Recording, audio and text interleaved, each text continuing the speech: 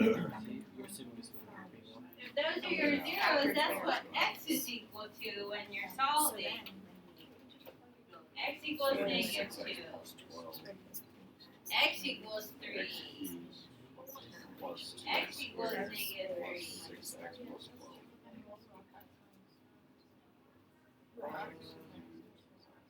In groups, got any idea? How can we put them back into polynomial? I'm actually a genius. This is right. And extraordinarily humble. We need some hints. What if you know the zeros? What do you know? The factors. Because how do you get the zeros? You set the factors equal to 0 and you solve.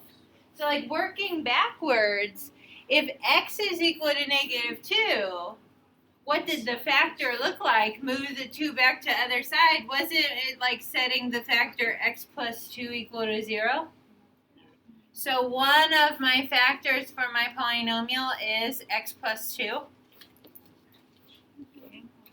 And if x equals 3 was my solution, if I move that 3 to the other side, what was your factor? X minus 3 equals 0, because then I would have added 3 to both sides and got x equals 3.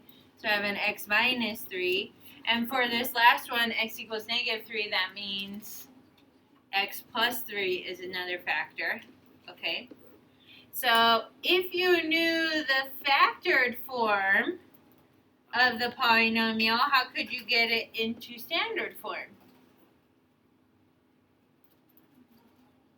Just distribute it, right? Like, it's factored, which, like, think back to Monday and Tuesday. We spent all that time taking a standard form and factoring it. Now we got the factors. Let's just multiply them all out and get the polynomial. Okay. I will say on this one, you can multiply in any order that you want. You can really only multiply 2 at a time. But if I have to, like, x minus 3 and x plus 3, those I consider conjugates, because they look exactly alike except one is plus and one is minus in the middle. And if you think back to your factoring, that's the factored form for the difference of perfect squares, right? X plus 3, x minus 3. So I know it goes back as x squared minus 9. Now if you don't know that, you could always FOIL it out. X times x is x squared plus 3x minus 3x. And then minus 9, but these guys will cancel out. That's x plus 2, x squared minus 9. Now, you didn't have to multiply those two together. You could have multiplied x plus 2 and x minus 3. Then you'll have a trinomial times a binomial, which just means you'll have 6 terms. I'll only have 4 terms if I do a binomial times a binomial. You have to combine like terms at the end. So then I got to FOIL this out. This is x times x is x cubed, or sorry, x times x squared is x cubed. I'm actually going to go out of order so I can get it in standard form. I'm going to do my inside terms. 2 times x squared is 2x squared. X times negative 9 on the outside, that's negative 9x. And then the last terms, negative 2 and negative 9 make negative 18.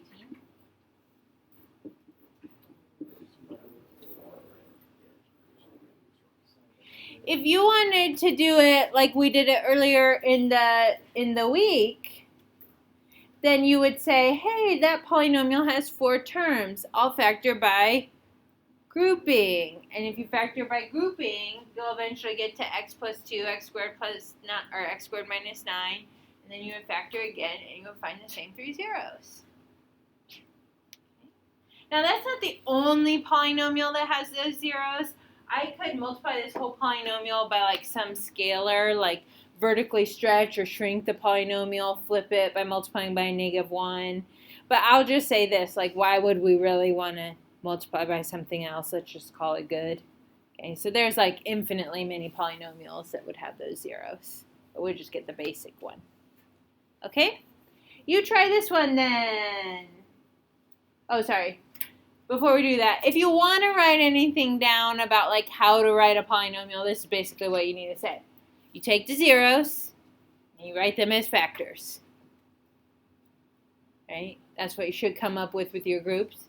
So if you have an x equals k, that goes back as an x minus k. If your 0 is -1, your factor is x plus 1. And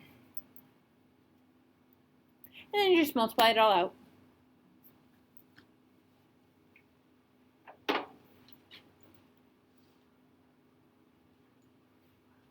Okay, so one more example with the easy ones, then we'll do some more challenging problems. In this next example, it says write the polynomials with the zeros 3 and 0 with a multiplicity of 2. So when I say 0 with a multiplicity of 2, that's only applying to the 0, not the 3. If I wanted them both to have multiplicity 2, I would say 3 with multiplicity 2 and 0 with multiplicity 2. This one only applies to 0. Can you write that polynomial for me? What do the factors look like in this polynomial?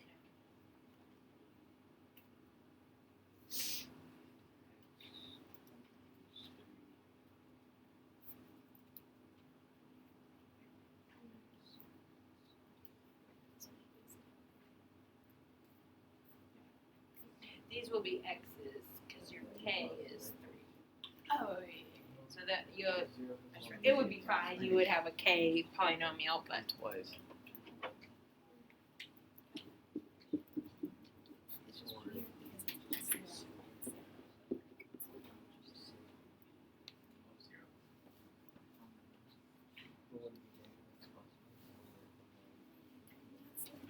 if your 0 is x equals positive 3, then your factor must have been an x minus 3 equals 0, so that you would have added 3 to both sides, right? And as I walk around, I always see some people who write that other factor as like x plus 0 or x minus 0. But if you're adding or subtracting 0 to something, it's just itself. That's called the additive identity. Like you can add and subtract 0 to anything, and it's just the value that it is. So I would say for my f of x, I saw this on some papers, I would say x minus 3 times x times x. X minus 0 is just x, or x plus 0 is just x. And that's just x squared times x minus 3. So distribute, and we'll have x cubed minus 3x squared.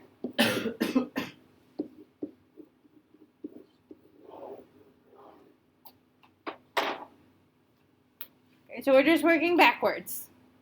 If this was a problem for you on a quiz or a test, and I said find all the zeros of x cubed minus 3x squared, you would factor out the greatest common factor of x squared. You'd be left with x minus 3. Because you have an x squared, you know your solution is 0 with multiplicity 2, and the other 0 is positive 3. Okay, questions so far?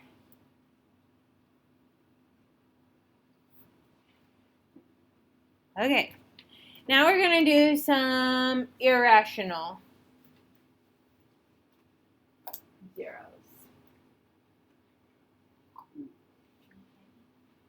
So there's something called the irrational conjugates theorem.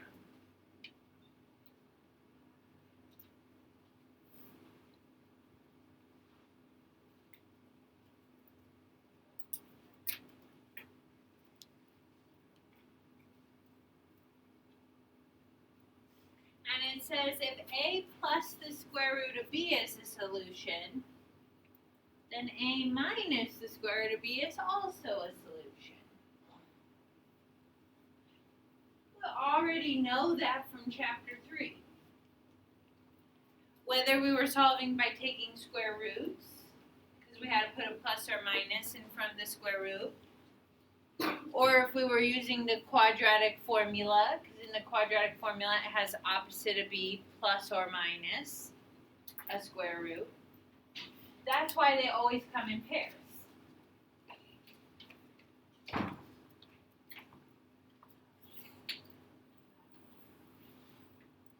So never will you ever have like a square root of 3 and not a negative square root of 3.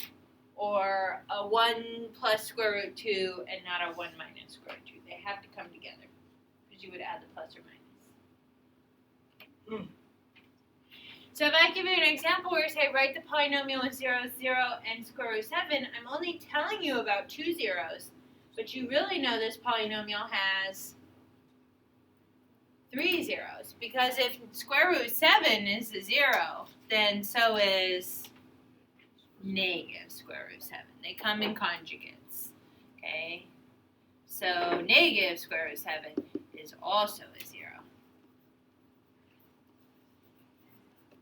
Because that's like 0 plus the square root of 7, so its conjugate is 0 plus or minus the square root of 7. They come together. Okay, so then we would write out our factors. F of x equals x times x minus square root 7 and x plus square root 7.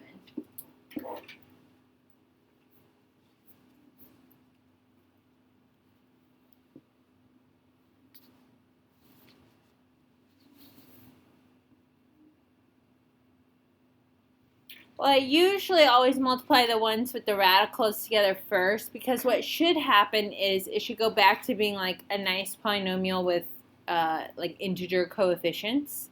So like the radicals will cancel themselves out. So if I just FOIL out this x minus square root 7 times x plus square root 7, won't I get x squared plus x square root 7 minus x square root 7, and then this is a negative times a positive. So it's a minus square root 7 times square root 7, 7, right? Square root times itself is the thing underneath.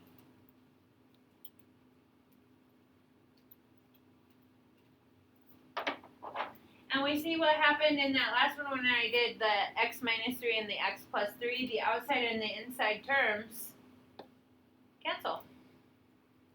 A positive square x square root 7 and a negative x square root 7 are gone. So I really just have x times x squared minus 7.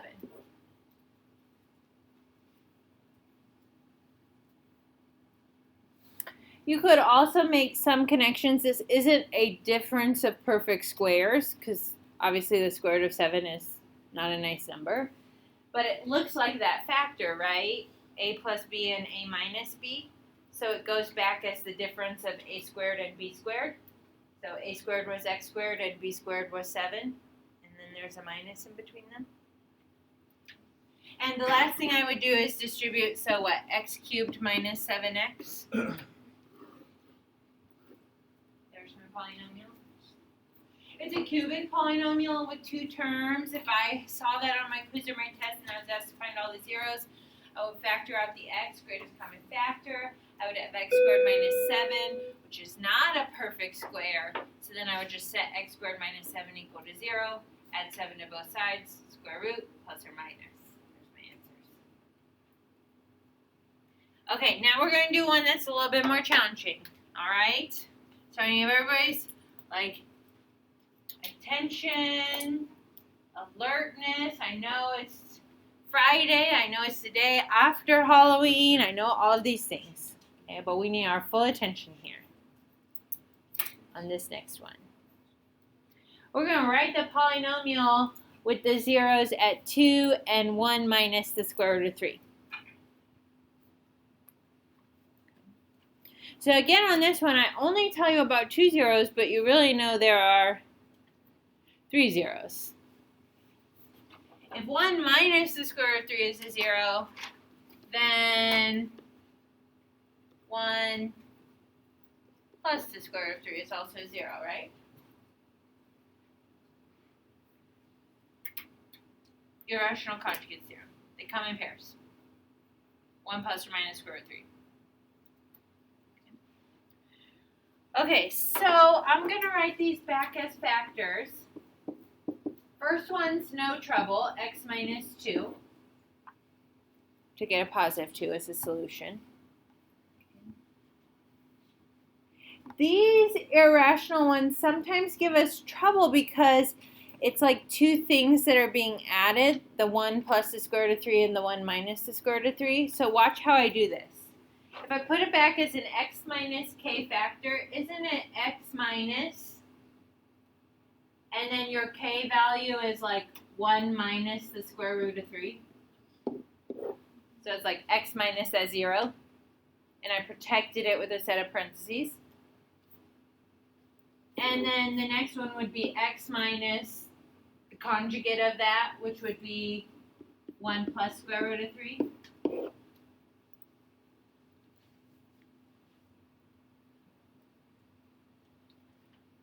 Okay. So right now, when I look at these two aren't like the last one where it was like x minus the square root of 7 and x plus the square root of 7. They're not opposites. They're both minus right now. I am going to distribute my negative to both terms of my irrational 0. So won't this become a minus 1 and a plus square root 3? Okay. X minus 1 plus square root 3. And this one will become a minus 1 and a minus square root 3.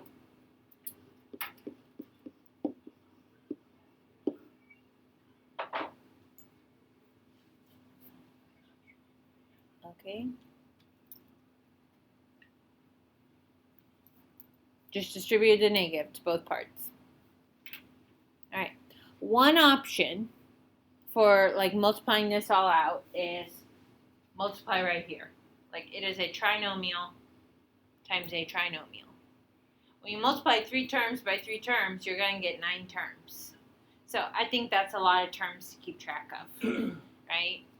I can do this on the sideboard later if you want me to. Okay. But I'm going to show you a trick that mathematicians use a lot. So like as we go forward in this class and like next year and the year after, you're going to see this and it'll be helpful for you to know like where people are getting their answers. Okay. So I'm going to take these two parentheses again. I'm going to rewrite them so that we can see in our notes where things came from.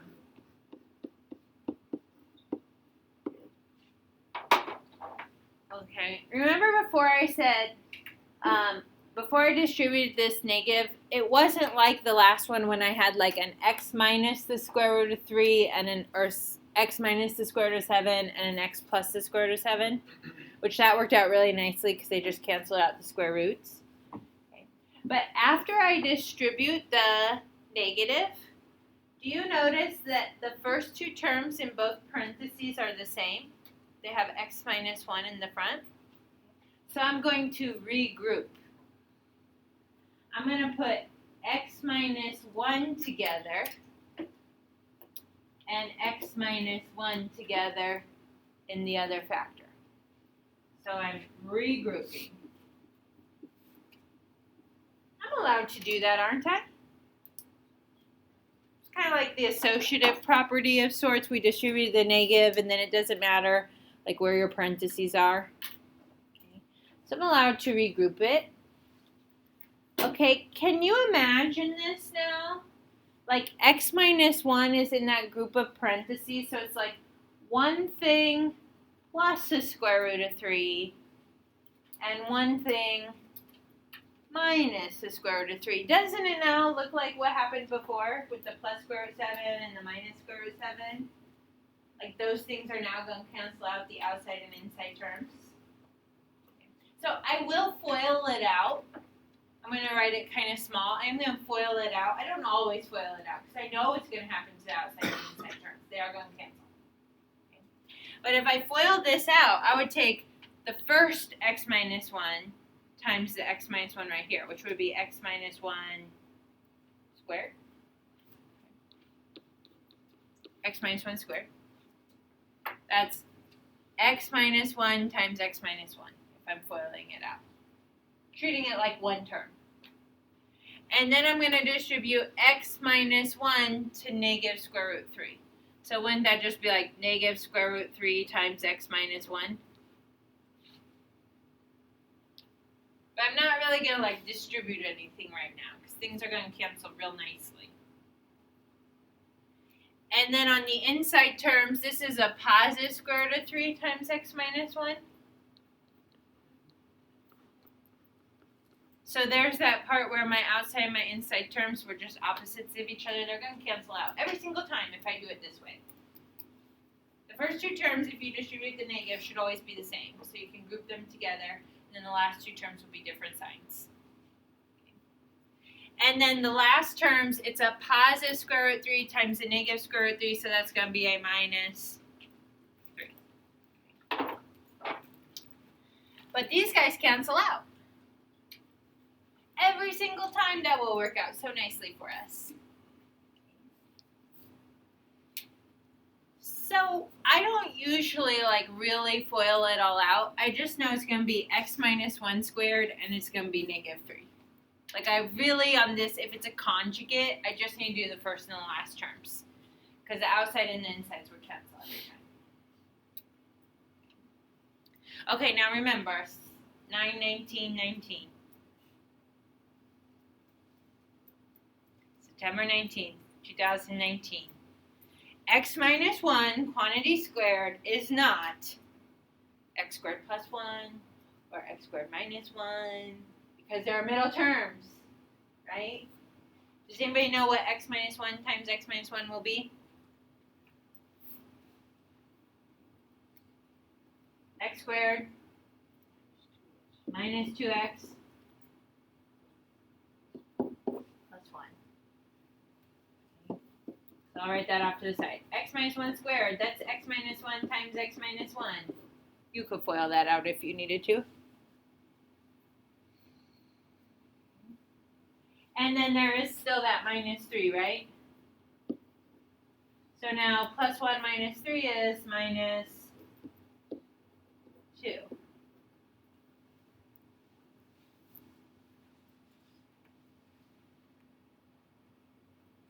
Okay, we're not even done. All I did was multiply these two, right? I still have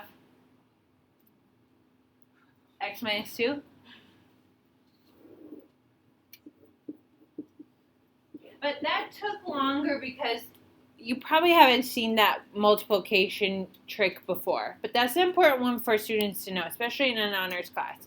Because you're going to see teachers do that later. You're going to see textbooks do that. And you're going to want to know why all of a sudden they changed it. Okay, they regrouped.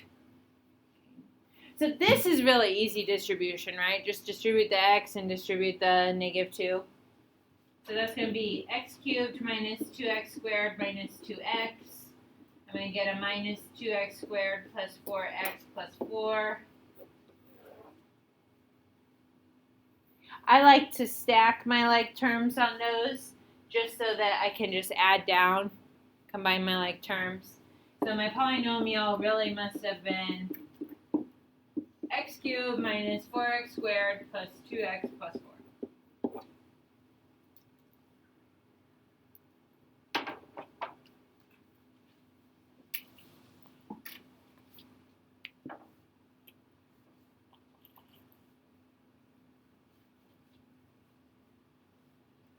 Okay, what do you think?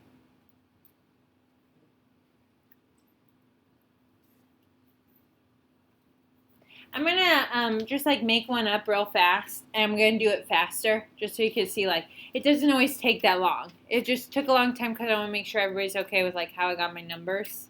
Okay, let's do one with, let's say you had zeros were negative 1 and let's do 3 minus square root 5.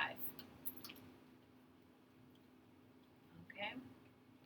Then my polynomial will be f of x equals x plus 1,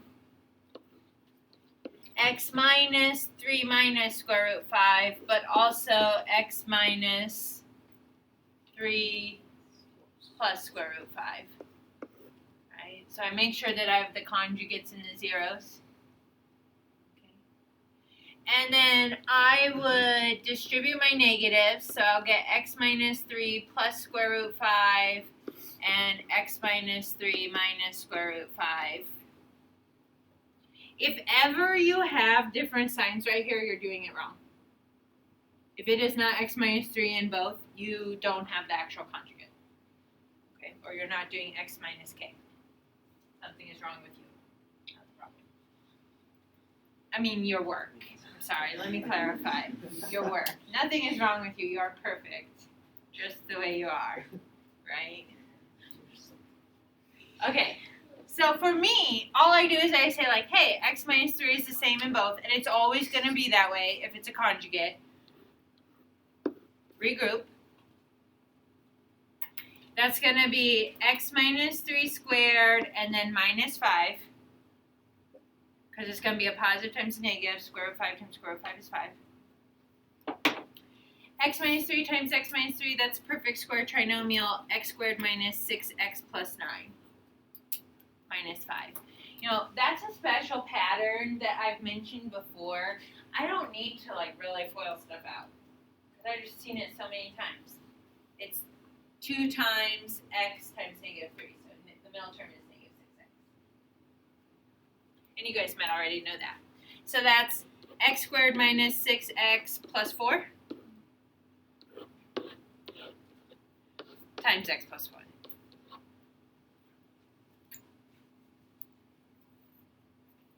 But you see, that doesn't really take all that much work like it felt like we were doing on the first one. Like once you kind of get the hang of it, the regrouping thing, it actually goes much better. Okay. So now we'll get x cubed minus 6x squared plus 4x, and then plus an x squared minus 6x plus 4. So that's x cubed minus 5x squared minus 2x plus 4.